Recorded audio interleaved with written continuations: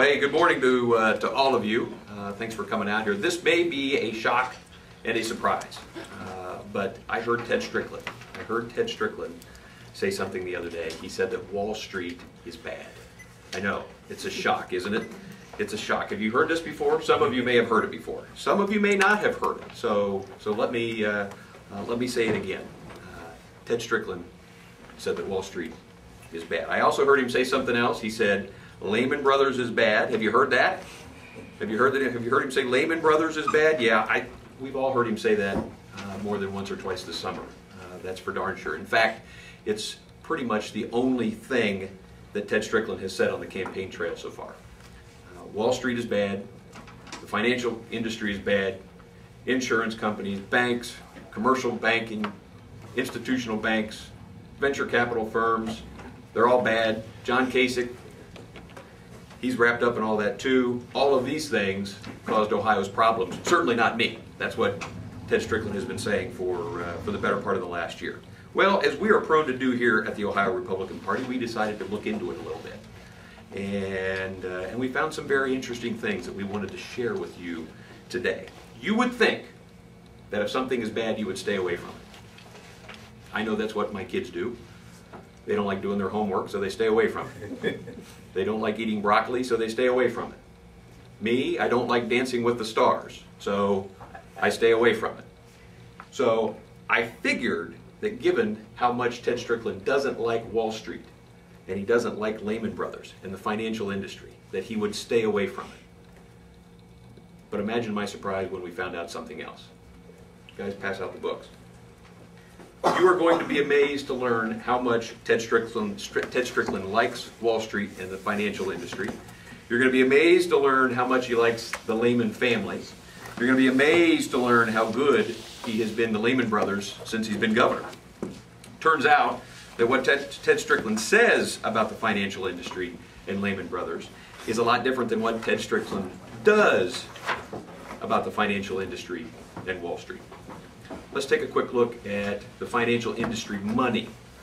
It turns out that in addition to being a great critic of the industry, Ted Strickland has been a great beneficiary of the industry as well.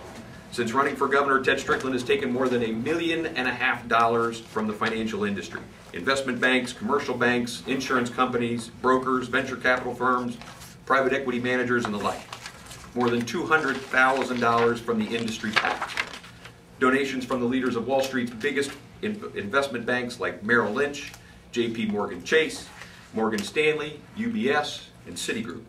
In fact, he has taken more than a third of these contributions since September of 2008, when the recession hit that he claims was caused by the greed of Wall Street and the financial industry. Ted Strickland even took a $10,000 check from Mr. Wall Street himself, the former CEO of Goldman Sachs, John Corzine. He took money from George Soros and Soros' daughter. George Soros, as you all know, is listed as one of the 25 people at the heart of the 2008 financial meltdown. He even took money from Bernie Madoff's lobbyist, and he didn't stop there. He took Lehman Brothers family money. Since 2005, he has taken a half a dozen contributions totaling $25,000 from the heirs of the Lehman family, with $10,000 of this campaign cash coming since the recession, and the most recent $5,000 contribution coming within the last 3 months. And the list goes on. How about the Lehman Brothers deals? Since he's been governor, the Strickland administration has made Lehman Brothers part of $6 billion in state bond deals. That includes a Lehman Brothers bond deal that he gave to them just 1 month before they went bankrupt, and another deal that they gave to him just a month after they went bankrupt, gave to their successor. And then he gave him another deal just 2 weeks after bashing John Kasich for having worked for Lehman Brothers. Now, before any of you jump to the conclusion that I'm standing up here joining him in the chorus of bashing Wall Street, that I'm not. I'm not criticizing him for taking the Wall Street money. Or giving Lehman state business. This is about hypocrisy. This is about Ted Strickland's hypocrisy. This is about a candidate who says one thing and does another. In fact, even though Ted Strickland now finds it politically popular to criticize the so-called Wall Street values, his record has long suggested something else. Ted Strickland was a regular supporter of legislation in Congress that he now blames for having contributed to the recession. He voted twice for the Financial Services Modernization Act and twice for the Commodity Futures Modernization Act, and he actually served on the committee that wrote it. You will find no protest. When you go back and review the record, you will find no protest from then Congressman Ted Strickland against the policies that he widely criticizes now. A fitting silence, I think. A fitting silence for someone who was once noted as one of the least effective members of Congress during his tenure. It's worth noting that 2 years prior to these votes, back in the late 90s and early 2000, that Ted Strickland took money from an executive at Lehman Brothers, who now serves as an assistant Treasury Secretary in the Obama administration. And the list of hypocrisies goes on and on and on. As of today, he has been on a year-long tirade against the financial services industry, yet he has no qualms about continuing to take their campaign cash and giving Lehman Brothers business. It's one of the most glaring examples of hypocrisy that I have seen in a long, long time. And if Ohio's problems weren't so serious, it would almost be comical.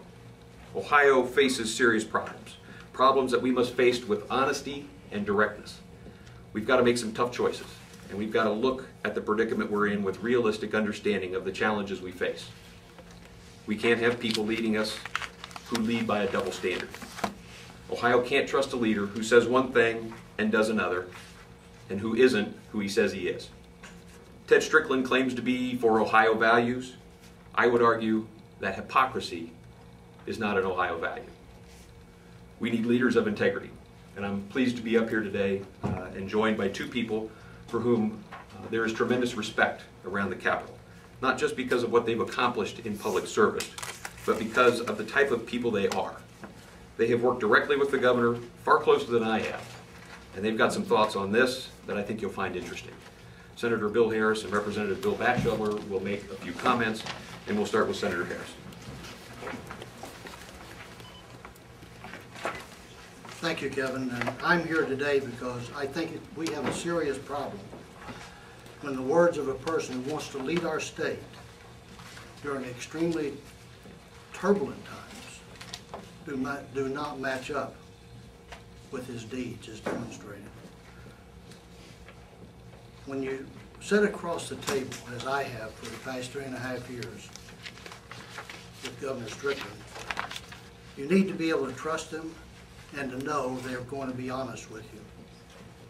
I simply can't understand how someone who claims to be an honest broker and to represent Ohio values can spend so much time and money vilifying Wall Street and the financial industry, and then turn around and fuel his re-election campaign with their contributions. How he can be critical of one company on the campaign stuff, but then award them business time and time again. I'm concerned that Ted Strickland has not been talking about Ohio's future or helping to give Ohioans hope about what's to come. He's using the old class action warfare trick, to tear down his opponent when really he should be looking at himself in the mirror. What Ohio wants and what our state needs is a governor who will be real, genuine, and honest, and someone who can work in a straightforward way with the General Assembly to move our great state forward. Ohio's challenges are far too great to accept anything less.